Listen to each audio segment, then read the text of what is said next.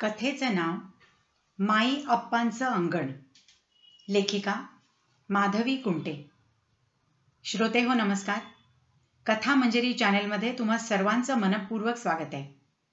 ही कथा आवडली तर नक्की लाईक शेअर करा, कमेंट करा आणि हो, चॅनल अजून सबस्क्राईब केलं नसेल तर नक्की करा आणि बेल आयकॉन दाबायला विसरू नका. तर ऐकूया कथा माई अप्पांचं अंगण. लेखिका माधवी कुंटे. माईंना काही केल्या झोप लागत नव्हती. एरवी दिवसभराच्या कामाने त्या एवढ्या दमायच्या की आडव्या झाल्या की लगेच डोळा लागायचा. कष्ट तर काय, वयाच्या 16व्या वर्षी लग्न होऊन मायलेकरांच्या घरात आल्यापासून 5वीलाच पुजले होते. पण अलीकडे थोडे जास्तच दमायला होई. शेजारी अप्पांचा दणकट देह पाऊण गादी अडवून आरामात पसरला होता. पांघरून लाथाडून टाकलं होतं. सवयीनी माईंनी त्यांना पांघरून घातलं. एकाएकी त्यांना स्वतःचाच राग आला. प्रपंच नीट चालावा म्हणून मी कोणते कष्ट उचलले, कोणत्या कसरती केल्या याची जाणीव तरी या माणसाला आहे का? त्या उठून बसल्या. त्यांची नजर अप्पांकडे गेली. त्यांना वाटलं अप्पांना गदागदा हलवून उठवावं आणि जाब विचारावा की का हा निर्णय घेतलात. एका शब्दानेही मला विचारलं नाही. हा संसार तुमच्या बरोबरीने मी उभा केला ना, मग एवढा मोठा निर्णय एका फटक्यात घेऊन टाकला, फॉर्मही भरून टाकला. त्या एका क्षणी त्यांना वाटलं उठावं, बॅग भरावी आणि संथपणे घराबाहेर पडावं. जन्मभर यांनी निर्णय घ्यायचे आणि मी निस्तरायचे, बस झालं आता. तोंड उघडं टाकून झोपलेल्या अप्पांकडे त्यांचं लक्ष गेलं आणि एकाएकी त्यांना दया आली. आपण काय केलंय याच्या परिणामाची जाणीव नसलेल्या मुलाबद्दल कणव येते तसं त्यांना वाटलं. आडमाप देहाच्या, एक मार्गी फक्त नोकरीच करणाऱ्या आणि कसलीच व्यसनं, कसलेच शौक नसलेल्या अप्पांना, त्यांच्या संतापाला, आतताईपणाला माईंनी आतापर्यंत मुलासारखंच सांभाळलं होतं. त्यांना वाटलं आता महिन्याभराने व्हॉलंटरी रिटायरमेंट लागू झाल्यावर हा माणूस 24 तास घरी राहील. काय करेल हा? त्यांना वाचायला आवडत नाहीत, पत्ते आवडत नाहीत, गाणं भजन या बाबतीत तर औरंगजेब. फक्त टीव्ही बघतात. आता या पुढचं आयुष्य कशाच्या आधारावर काढतील? माईंना कितीतरी वेळा वाटायचं हा माणूस थोडा व्यसनी असता तरी चाललं असतं, पण जिगर हवी होती, महत्वाकांक्षा, काहीतरी करायची धडपड. ती ठिणगीच अप्पांमध्ये नव्हती आणि आपल्यात असलेल्या ठिणगीवर राख धरली. संसार नेटका करता करता ते आतलं रसरसलेलं काहीतरी केव्हाच निवालं. काहीतरी करणं, काहीतरी होणं, काही असणं, हे सगळं आयुष्याला आधार पुरवीत असतं. या माणसाच्या हाताशी असलेला एकुलता एक आधार त्याने कालच आपल्या हातांनी कापून टाकला. त्यांनी अप्पांकडे नजर टाकली. त्यांना विरोध कधीही सहन व्हायचा नाही, कारण वेगळ्या पद्धतीचे विचार ते लक्षातच घेऊ शकायचे नाही. सगळं कसं मर्यादित आणि बेतासबात. या माणसाशी जन्माची गाठ पडली आणि जे काही करावंसं वाटे ते सगळं खुंटलं. त्यांना राग येऊ लागला. कुठेतरी 4चे टोले पडलेले ऐकले आणि त्या भानावर आल्या. त्यांना वाटलं अलीकडे आपल्याला अप्पांचा वाण नाही पण गुण लागतोय. आपल्यालाही राग येतोय. हे कामाचं नाही. मन गुंतायला हवं, हाताला काहीतरी काम हवं. कुठून कामाला तरी कसं लागणार? 3 खोल्या गाडीच्या डब्यासारख्या एका रेषेत. ती तिसरी खोली सुद्धा चाळीतली कोपऱ्याची खोली असल्याने कॉमन व्हरांड्याखाली पार्टिशन टाकून मिळालेली. त्या बाहेरच्या बैठकीच्या खोलीत माई अप्पा, मध्ये संजय, सीमा आणि शेवटी स्वयंपाकघर. मधल्या खोलीची कडी वाजवून पलीकडे स्वयंपाकघरात जाणं नको वाटे. नाईलाज झाला आणि संजयने डोळे चोळत कडी काढली की स्वयंपाकघरातल्या मोरीत जाताना चोरटेपणा वाटे. या चाळीही अनऑथोराइज्डच होत्या, पण वर्षानुवर्ष टिकून होत्या. संजयने दहिसरला एक ब्लॉक बुक केला होता, पण त्याचं घर त्याच्यापाशी. आपल्याला इथेच जन्म काढायचा आहे. संजय गेला तर अधिक मोकळेपणा येईल एवढंच. चाळीच्या बाहेर असलेल्या झाडावर पक्ष्यांचा चिवचिवाट सुरू झाला होता. संमिश्र आवाज येत होते. गाड्या, रिक्षा, दूधवाले, लोकलचे आवाज. माईंना वाटलं, हे आवाज कामाला लागलेल्या माणसांच्या कामाचं प्रतीक आहे. त्यांनी डोळे मिटून ते आवाज कानात साठवले. माणसांची कार्यशक्ती, उत्साह, बुद्धी यांची ती धार वाहत त्यांच्या आत उतरली. शेजारी आप्पा स्वस्थ झोपलेले. व्हॉलंटरी रिटायरमेंटचा निर्णय घेतल्यावर अधिकच सुस्तावल्यासारखे अस्ताव्यस्त. माईंनी एक निश्वास टाकला. आदल्या रात्री माईंनी कोंबडीचं मटण, वडे असा बेत केला होता. महिन्यातून एकदा तो बेत असे. आप्पा, संजय दोघांनाही तो आवडायचा आणि माईंचा स्वयंपाक तर रुचकरच. अगदी पाला शिजवून मीठ मिरची टाकली तरी चांगलंच लागणार. माई आतून गरम वडे घेऊन येत असतानाच आप्पा म्हणाले, संजय, मी व्हॉलंटरी रिटायरमेंट घेतोय. फॉर्म भरला सुद्धा. आम्ही पॅकिंग डिपार्टमेंटमधले एकदम 7-8 जण निघतो आहोत. माई एकदम दारातच थबकल्या. आप्पा रिटायर होत आहेत? काही बोलले नाहीत, विचारलं नाही आणि अचानक? संजय म्हणाला, छायला आप्पा, मजा आहे तुमची. मला शक्य असतं तर मीही VRS घेतली असती. पैसे गुंतवून तंगड्यावर तंगडं टाकून मस्त आराम केला असता. माई भानावर आल्या. आप्पांनी निर्णय घेतला होता. मुलगा सून बरी वाईट प्रतिक्रिया देऊन हात झाडून मोकळे होणार. पुढचं आपल्यालाच निभावून न्यायला लागणार. माई निमूटपणे वडे वाढू लागल्या. सीमा म्हणाली, आई, तुम्ही या ना जेवायला, बास झाले वडे. संजय म्हणाला, आई, मस्त झालंय सगळं जेवण, तू ये ना आता. माई हात धुवून आल्या. त्यांनी आपलं ताट वाढून घेतलं. सीमा म्हणाली, आप्पा, पण यातून कंपनी तुम्हाला किती देणार आहे? आप्पा म्हणाले, 6 लाख. जेवता जेवता सगळ्यांचे हात थांबले. इतकी रक्कम एकदम? माईंनी सावकाश घास घेतला. आप्पा म्हणाले, मी ठरवलंय. गावच्या दत्ताच्या देवळाचा जीर्णोद्धार करायचा. माईला सोन्याचा सेट करायचा. रंगीत TV आणि छोटासा फ्रीज घ्यायचा. फ्रीज हवाच होता, आता सहज घेता येईल. सीमा म्हणाली, आप्पा, गुंतवणूक कशात करणार आहात? हल्ली बँकांचे रेट खाली आलेत. आमची सहकारी बँक आहे. फिक्समध्ये ठेवले तर 10% मिळेल. आप्पा म्हणाले, नाही नाही, बन्या बापू आहे ना आमच्याबरोबर, त्याने एक स्कीम आणली आहे. एक मोठी फायनान्स कंपनी त्यांच्या घराच्या बाजूला उघडली. बापूच्या ओळखीचीच माणसं काम करतायत तिथे. मी पाहून आलो. काय पॉश आहे ती जागा. रिटायरमेंट नंतर बापूला तिथेच काम मिळणार आहे. तिथे 24% व्याज मिळणार आहे आणि सगळं रीतसर लिखित स्टॅम्प पेपरवर व्यवस्थित होणार आहे. म्हणजे काय की मला पगार मिळायचा तेवढाच पैसा घरात येईल. सगळा चहूबाजूंनी विचार केला आणि म्हटलं, बास झाली आता नोकरी. 18व्या वर्षी पॅकिंग डिपार्टमेंटला लागलो. तिथपासून आजपर्यंत नोकरी एके नोकरी. आता आराम करायचा, थोडी हाऊस मौज करायची. संजय म्हणाला, आप्पा, प्लॅन तर ठीक आहे, पण सगळे पैसे एकदम एकाच ठिकाणी गुंतवू नका. थोडे तरी वेगळे ठेवा. काय करू म्हणतोस? एक विचारू का? नाही, म्हणजे मी तुमच्या पैशांवर डोळा ठेवू नये असं नाही, पण बाईसारखा थोबाडातल्या थोबाडात फुटफुटू नको. काय ते बोल, उगाच नखरे नकोत. आप्पा, मला 1 लाख रुपये लोन म्हणून द्या. जागेचा शेवटचा हप्ता फेडायचा आहे. व्याजानं पैसे घ्यायचे तर दिले. संजयने सीमाकडे पाहिलं. ती आप्पांना म्हणाली, आप्पा, मुलाचा विचार लगेच केलात. माझं काय? मलाही स्कूटर घ्यायचे. ट्रेननी जाणं येणं त्रासदायक होतं. बँकेकडून ऑलरेडी जागेकरता लोन घेतलंय.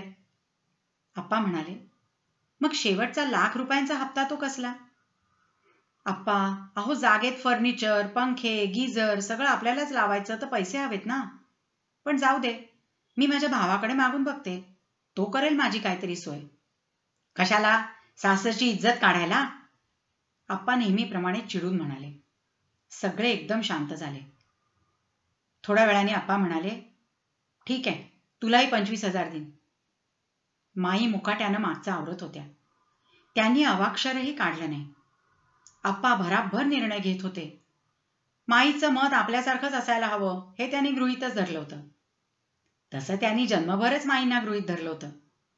कधी कधी उदारपणाचे झटके येऊन अर्धा पगार त्यांनी कुणाकुणाला मदत म्हणून दिला होता. माई आहे ती निभावेल महिना, असाच विचार करून दिली मदत. माईचं काय मत आहे किंवा तिला मत आहे याची जाणीव कुणाला नसावीच. दुपारभर खपून साफ केलेले फणसाचे गरे आणले तेव्हा संजय म्हणाला, माई मजा आहे. तुझ्या नावावर आप्पा एकदम पैसे गुंतवणार म्हणजे तू लखपती होणार. माई नुसत्या हसल्या. आप्पा म्हणाले, माई तुला बहुधा मी घरात बसलेला नकोच असेन. तुझं नेहमीच आहे. कधी एकदा नवऱ्याची कटकट घराबाहेर जाते आणि मी कामाला लागते असं तुला वाटत असतं. आणि आता तर हा डोंबल्यावर कायमचा बसणार असं वाटत असेल. पण घाबरू नकोस, मी दुसरी नोकरी करणार आहे. माई म्हणाल्या, मी काहीच म्हटलं नाही आणि म्हणणार कसं. सगळं काही ठरवून झालंय. आता फक्त नेहमीप्रमाणे अंमलबजावणी माझ्या हातात आहे. आता काय चांगल्या वाईटाची चर्चा म्हणजे रिकाम टेकड्या गजाली. आप्पांनी माईंकडे पाहिलं. त्यांना नेहमी आश्चर्य वाटायचं. माईंच्या हालचाली इतक्या नेमक्या व्यवस्थित असायच्या आणि कमीत कमी वेळात त्या काम आवरायच्या. त्यांना कधी कधी माईंचा उगीचच राग यायचा. तुला काय कळतंय, तू आपली स्वयंपाकघर आणि मुलं सांभाळ असं त्यांनी कित्येकदा माईंना सुनावलं असेल. आताही यांना म्हणावं असं वाटलं. VRS म्हणजे काय तुला कळतंय तरी का? पैशाची गुंतवणूक कळतेय का? तुला काय विचारायचं? तुला काही कमी पडलं नाही म्हणजे झालं. तुझी अक्कल तू चुलीपुरतीच ठेव. पण ते तसं बोलले नाही. ते म्हणाले, माई मी जन्मभर नोकरीत टाचा घासत राहाव्या असं तुला वाटतं का? माईंनी त्यांच्याकडे सरळ नजरेला नजर देऊन पाहिलं. माईंनी कितीदा तरी म्हटलं होतं, आपण एखादा लहान व्यवसाय सुरू करू. आधी थोडं धाडस करावं लागेल, पण मी आहे ना, सगळं निभावून नेईन. आपांना ते आठवलं. त्यांच्यात एवढी हिंमतच नव्हती. नोकरीची सुरक्षितता कोण सोडणार? आपांना संताप आला. ही बाई मला जन्मभर अशी नजरेनं हिणवत राहणार का? तिच्या नजरेत एक तुच्छता असते. तुम्ही काय कमवायचं तेवढं कमवा, द्यायचं तेवढं द्या, पुढचं मी बघून घेईन असं काहीतरी. ते भडकून म्हणाले, बघतेस काय अशी? तुला त्यात काय डाचतंय? लहान मुलांच्या आकांड तांडवावर मोठी माणसं कशी क्षमाशील नजरेने बघतात तसं बघत माई म्हणाल्या, आप्पा आता 2च गोष्टी विचारते. तुम्ही घरी बसून काय करणार? काही ठरवलंय? दुसरी गोष्ट म्हणजे आता 6,000 रुपये महिना घरात येईल, पण आज 6,000ला जी किंमत आहे ती उद्या राहील का? 1-2 वर्षानं महागाई आणखी भडकत जाईल. त्याच वेळी आपलं वय वाढल्यामुळे आपल्या औषध पाण्याच्या गरजा सुरू होतील. आजपर्यंत घराचं भाडं कंपनी देत होती. तुमचं सकाळचं जेवण, चहा, नाश्ता कंपनी पुरवत होती. ते सगळं बंद होईल ना. खर्च वाढतच राहील आणि गंगाजळी तेवढीच. मुख्य प्रश्न हा की तुम्ही करणार काय? आप्पा भडकून म्हणाले, स्मशानात जाऊन बसेन, नाही तर झोपा काढीन, व्यायाम करीन, भजन करीन.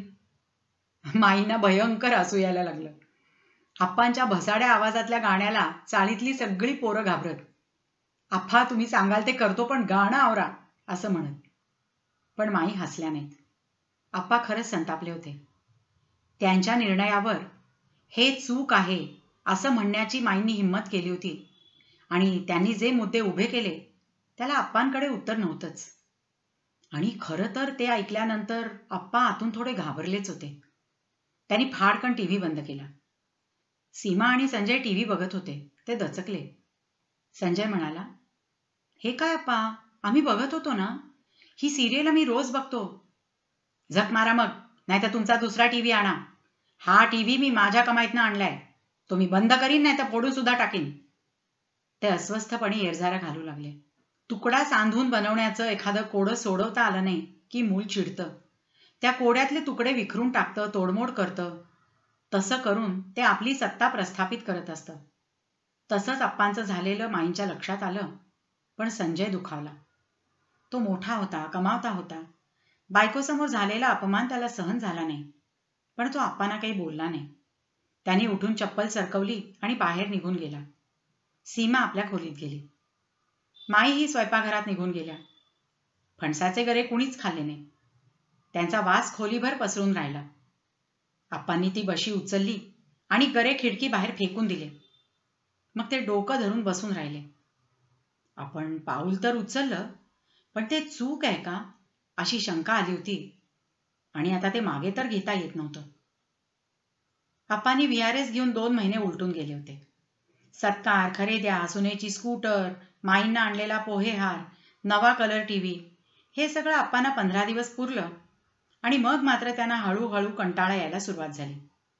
त्यांना फारसे मित्र नव्हतेच. कंपनीतले मित्र लांब कुठे कुठे राहत. भरपूर व्यायामाने आप्पांनी शरीर पिळदार राखलं होतं, पण कसलीच कला, वाचन वगैरेच्या नावाने त्यांच्या खात्यावर शून्य होतं. घरात बसून हल्ली त्यांना वाटायचं, सगळे माझ्याकडे मुद्दाम दुर्लक्ष करतायत. एक दिवस सकाळी आप्पा पेपर वाचत असतानाच संजयनी तो घाईघाईने त्यांच्या हातातून घेतला आणि म्हणाला, आप्पा, तुम्हाला दिवसभर मोकळा आहे, मी जरा बघतो, शेअर्सचं बघायचंय. त्यांनी पेपर हातातून काढून घेतल्याचा आप्पांना रागच आला. या पेपरचे पैसे मी देतो आणि हा आपल्या बापाच्या हातून पेपर काढून घेतोय, लाज वाटत नाही? पण दुसऱ्या क्षणी त्यांच्या डोक्यात आलं, हा कसले शेअर्स बघतोय? आप्पा म्हणाले, शेअर्स कसले? संजयनी चमकून त्यांच्याकडे पाहिलं आणि म्हणाला, काही नाही आप्पा, माझा एक मित्र शेअर बाजारात दलाल आहे. माझ्या मेहुण्याने त्याच्याकडे द्यायला काही पैसे दिले होते. कोणते शेअर्स चढे आहेत ते बघतोय. आप्पा त्याच्याकडे बारकाईने बघत राहिले. संजय लहानपणी खोटं बोलत असला की सारखा मान चोळायचा. आताही त्याचा हात डोक्यामागे होता. हा नक्की खोटं बोलतोय. त्यांच्या रागाचा पारा चढायला लागला. ते म्हणाले, शेअर्स मिळवण्यासाठी घेतलेस की मी 1 लाख रुपये दिले त्याचे घेतलेस? संजयनी रागाने पेपर फेकला आणि म्हणाला, सारखे सारखे 1 लाख काढू नका हो. माझं कंपनीचं लोन 2-3 महिन्यात सँक्शन होईल तेव्हा परत करून टाकीन. तो आतल्या खोलीत जाऊन आप्पांना ऐकू येईल एवढ्या मोठ्या आवाजात म्हणाला, सीमा, आजपासून कोपऱ्यावरच्या पेपरवाल्याला एक टाइम्स ऑफ इंडिया टाकायला सांग आणि बिल माझ्या नावावर लावायला सांग. आप्पा चिडून म्हणाले, पैशाची गुर्मी कुणाला दाखवतोस रे? आपल्या बापाला? ज्याने लहानाचा मोठा केला त्या बापाला? संजय आत येऊन म्हणाला, आप्पा, आम्हाला लहानाचं मोठं केलं माईने. आमचं दुखलं खुपलं, गोष्टी सांगणं, अभ्यास, जेवण खाण, लग्न सगळं माईने केलं. तुम्ही काय केलं? मंजूच्या सासऱ्यांशी तुम्ही क्षुल्लक गोष्टीवरून भांडलात आणि तिला माहेर कायमचं बंद करून टाकलं. तुमचा फक्त संतापच आमच्या वाट्याला आला आणि आता तुमच्या संतापाखाली दबून राहायला आम्ही काही लहान नाही. आम्ही आमचे स्वतंत्र आहोत. आप्पा एकदम भडकले आणि म्हणाले, अरे जा जा, राहा ना स्वतंत्र. इथे सगळ्या गोष्टी आतापर्यंत आयत्या मिळाल्या. बाप कष्ट करतोय, आई राबतीये, आपण दोघं राजा राणी मजा करताय. शेंबूड पुसण्याची अक्कल नाही आणि या आप्पाला शहाणपण शिकवतोय. राहूनच दाखव रे. स्वतंत्र मजा करणं सोपं असतं. जा जा आणि कुठे जायचं ते राहा. आत्ताच्या आत्ता बोचकी बांधा आणि टळा. आप्पांचा आवाज टिपेला लागला. ते थरथरू लागले. उघड्या दारातून चाळकरी डोकावू लागले तसा आप्पांना चेव चढला. ते हातवारे करून म्हणाले, बघा बघा, ज्या मुलांना आपण पोटाला चिमटा घेऊन वाढवतो, ज्यांच्याकरता अर्धपोटी राहतो, ते असे पांग फेडतात. तुम्ही वेळीच सावध व्हा रे. संजय संतापाने धुमसत होता. तो कसा बसा घराबाहेर पडला. त्यांनी डबाही बरोबर घेतला नाही. सीमाही त्याच्या मागोमागच निघाली. दोघंही निघून गेल्यावर एकदम फुग्यातली हवा निघून गेल्यासारखे आप्पा सेटीवर आडवे झाले. माई बाहेर आल्या. त्यांनी आल्या लिंबाचा रस आप्पांना दिला आणि म्हणाल्या, या अशा वागण्यातच माझी मंजिरी मला परकी करून टाकली. व्यायांचा अपमान केला, त्यांनी तिला इथे यायची बंदी घातली. आता संजयच्या बाबतीत तरी तसं करू नका. अहो, प्रत्येक माणसाला त्याचा स्वाभिमान असतो. आपलं छोटंसं का होईना कर्तृत्व गाजवत तो जगत असतो. तेच जर तुम्ही चेचून टाकायला निघालात तर तो ऐकून घेईल का? आणि बायकोच्या देखत अपमान केला तर त्याचा डंख जिव्हारी बसतो. अहो, तो मोठा झालाय, त्याचा संसार सुरू झालाय आप्पा. आप्पांनी आल्या लिंबाच्या रसाची वाटी बाजूला आपटली आणि म्हणाले, माई, तू मला शिकवू नकोस. तो आपल्याला लपवून व्यवहार करतोय. आपण दिलेले 1 लाख रुपये त्यांनी शेअरमध्ये गुंतवलेत आणि माझा एकसारखा अपमान करतोय. या आप्पानं साहेबाचं सुद्धा कधी फट म्हणून ऐकून घेतलं नाही. ते याचं ऐकेन. संतापाने आप्पा लाल बुंद झाले होते. माई हळुवारपणे म्हणाल्या, आप्पा, तुम्ही त्याला पैसे दिलेत ना, त्याचं तो काही का करेना. तुम्ही का चिडताय? शांत राहा. आप्पा म्हणाले, मी दिलेली स्कूटर आरामात उडवतात आणि मला शहाणपण शिकवतात. हात चांगला सरळ केला त्याला. पुन्हा नाही माझ्या वाट्याला जायचा. अरे रिटायर झालो तरी अजून रंगात रग आहे.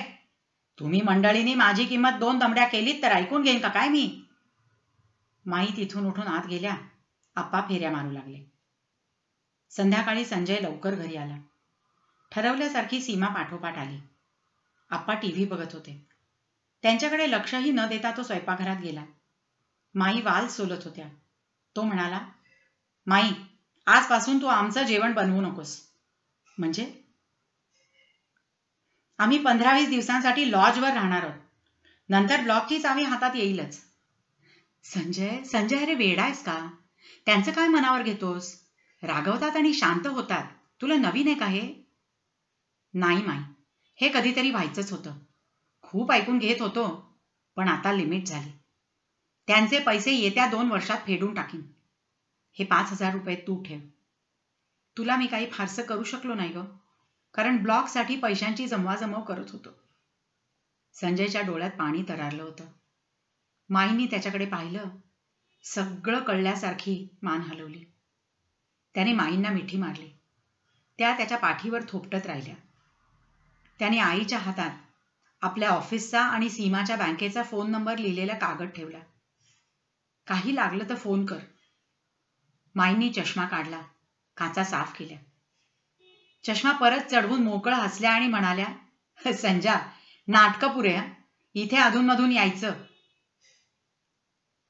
अलीकडे आप्पांच्या छातीत दुखू लागलं होतं. डॉक्टरांनी सगळ्या तपासण्या करून घेतल्या. सगळं क्लिअर होतं, पण आप्पांना त्रास होतच होता. 8 तारखेला व्याज घ्यायला जायचं होतं. ते माईंना म्हणाले, माई, माझ्याबरोबर तू चल. रिक्षा करून जाऊ. मला एकट्याला भीती वाटते. रिक्षाने ते त्या ऑफिसच्या समोर उतरले. पण ऑफिसच्या दाराला टाळा. कंपनीची पाटी नव्हती. शेजारी पाजारी दुकानांमध्ये विचारलं. सगळेच म्हणाले, ही कंपनी 8 दिवसापूर्वीच बंद झाली. काय? पण गेले कुठे? आप्पा हादरून म्हणाले. त्यांनी काय माहीत अशा अर्थी हात उडवले. आप्पा एकदम ओरडले आणि त्या पायऱ्यांवर मटकन बसले. माई थोडा वेळ त्यांच्या शेजारी बसल्या. मग म्हणाल्या, आप्पा, बन्या बापू इथेच राहतात ना? त्यांच्याकडे जाऊन चौकशी करू. चल चल, या हरामखोरानंच या भरीला घातलं. भर चौकात त्याला नागवा करून फटकावतो की नाही बघ. 2 जण बन्या बापूंच्या फ्लॅटपाशी आले. त्यावर वेगळंच नाव होतं, तरी बेल वाजवली. एका तरुण मुलाने दार उघडलं. कोण हवंय? शांताराम कोल्हे इथेच राहतात ना? नाही, बापूंनी हा फ्लॅट मला केव्हाच विकला होता. ते गेल्या आठवड्यात इथून गेले. माईंनी विचारलं, त्यांचा पत्ता आहे का तुमच्याजवळ? नाही, ते कुठेतरी नागपूरला वगैरे जायचं म्हणत होते. बाकी काही माहीत नाही. आप्पा लाल झाले होते, थरथरत होते. त्यांच्या घशातून विचित्र आवाज निघत होते. जन्माच्या कमाईचं वाटोळ झालं होतं. पार भिकारी झाले होते ते. आणि आता हातात कमाईचं साधनही नव्हतं. कशाच्या जीवावर जगायचं? त्यांचा आकांत माईंपर्यंत पोचत होता. आपल्या या सरळ मार्गी नेक सज्जन नवऱ्याला काय वाटत असेल ते त्यांच्या आत रिघत होतं. त्यांच्याही डोळ्याला अश्रूंची धार लागली. पैसे गेल्यापेक्षाही 30-32 वर्ष कष्ट करून एक मार्गी आयुष्य जगणाऱ्या नवऱ्याचं सर्वस्व लुटल्याचा आकांत त्यांना भिडला. डोळे पुसून त्या म्हणाल्या, आप्पा, आपण फसवले गेलो आहोत, पण चोर निसटून जाण्याआधी पोलीस कंप्लेंट करूया. पोलीस कंप्लेंट करून घरी आल्यावर आप्पांनी इतर मित्रांना फोन केले. सगळ्यांच्या घरी तोच आकांत. बन्या बापूंनी सगळ्यांना फसवलं होतं. आप्पा बराच वेळ रडत होते. धाय मोकळून रडल्यावर ते निश्चित पडले. त्यांना ताप चढला. 3-4 दिवस ताप चढत उतरत होता. माई सतत आप्पांजवळ असत. एक दिवस ते माईंचा हात धरून म्हणाले, माई, मी कधी कुणाचं वाईट केलं नाही ग. मग त्या देवानं माझ्याच वाट्याला हे का घातलं? मी काय पाप केलं होतं? माई काहीच बोलल्या नाहीत. आप्पा थाड थाड कपाळावर हात मारून घेऊ लागले. माईंनी त्यांचे दोन्ही हात धरले आणि म्हणाल्या, आप्पा, पुरे. परमेश्वर कुणाचंही चांगलं किंवा वाईट करत नाही. माणूस कर्म करतो, त्याची फळं तो भोगतो.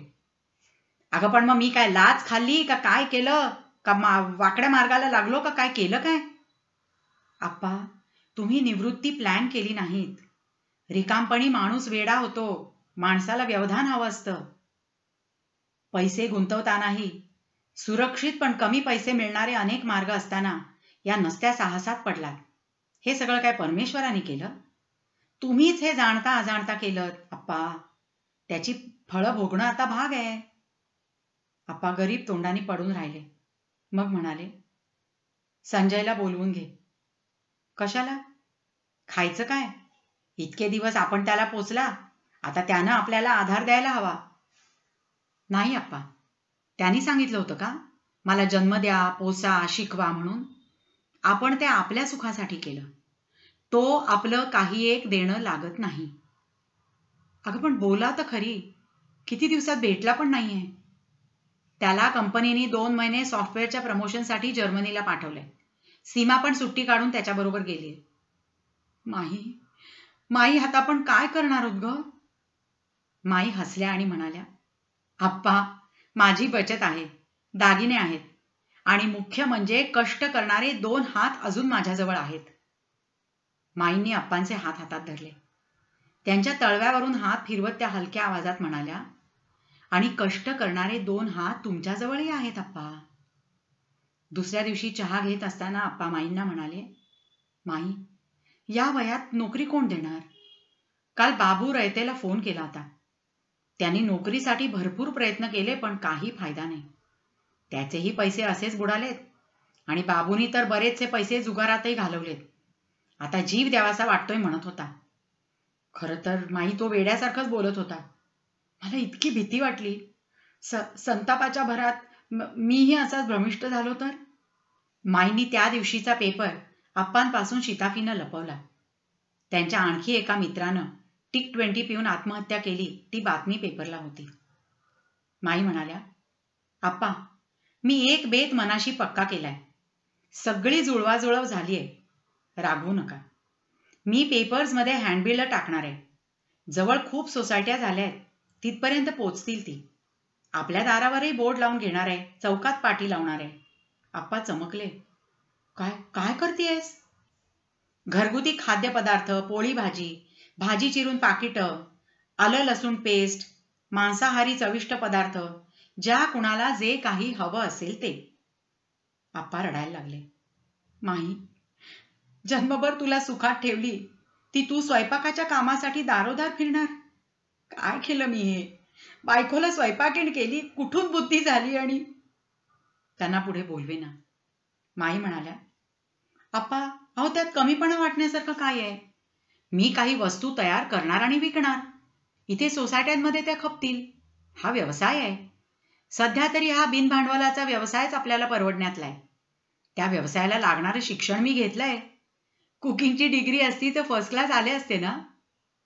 आप्पांनी डोळे पुसले. आपली बायको त्यानं नव्यानं उमगल्यासारखी झाली. माई म्हणाल्या, आप्पा, तुम्ही भाजी खूप चांगली आणता. पारख चांगली आहे. सकाळी पुलाखालच्या मार्केटातून भाजी आणाल? हो आणीन. साफ पण करून ठेवीन. प्लॅस्टिकच्या पिशव्या आणाल? हत्तीच्या. हिशेब तुम्हीच ठेवायचे. माई, तू सांगशील ते करीन. मी असिस्टंट, तू मालक. पण या जागी लोक आली तर काय म्हणतील? ती मये करीन, वडेबिडे बनवते, तिच्याकडून घेतो आम्ही सगळा स्वयंपाक. बाईच्या हाताला चव आहे. माई हसायला लागल्या. म्हणाल्या, मग काय नाव ठेवायचं आपल्या या उपद्व्यापाचं? मंजिरी. नाही, ती तिच्या नशिबाची. ह्या धंद्याशी तिचा संबंध नाही. मग संजयदा धाबा, पंजाबी स्टाईल. हे आपण आपले जिन्नस विकणार. पंजाबी बिंजाबी बघू नंतर. मग तुला सुचतंय काही? हो. माई आप्पांचं अंगण. आप्पा हसायला लागले. त्यांना वाटलं, VRSनी वाटोळं झालेल्या माझ्या इतर सहकाऱ्यांना अंगण देणारी अशी बायको असेल का?